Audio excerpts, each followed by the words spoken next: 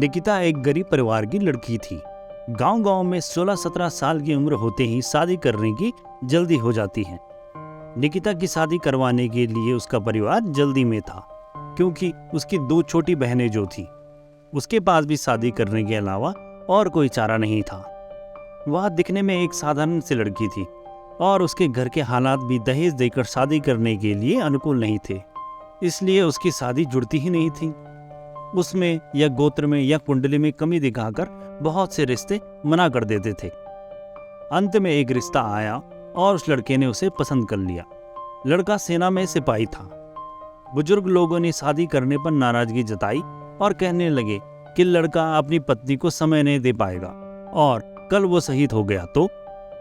पिता ने बेटी से पूछा। निकिता ने अपने पिता की परेशानी देखकर शादी के लिए हामी भर दी और शादी हो गई। निकिता अपने ससुराल चली गई। फिर कुछ दिन बाद पति ड्यूटी पर चला गया। निकिता अकेले रह गई। वह सोचने लगी कि घर बैठे बैठे क्या करना चाहिए। सास से पूछने के बाद वह पहली बार घर की सीढ़ियों से नीचे उतरी। यह गांव कैसा है वह देखने निकल गई। गांव बहुत बड़ा था, वहां उसे कोई नहीं पहचान सका। वह एक बड़ी दुकान के सामने चल रही थी। तभी एक दुकानदार ने आवाज लगाई और कहने लगा कि भाभी, कोई सामान चाहिए क्या? उसने दूर से कहा, नहीं। कुछ दूर पर एक किसान अपने खेत का कृषि सामान लेकर शहर की ओर जा रहा था।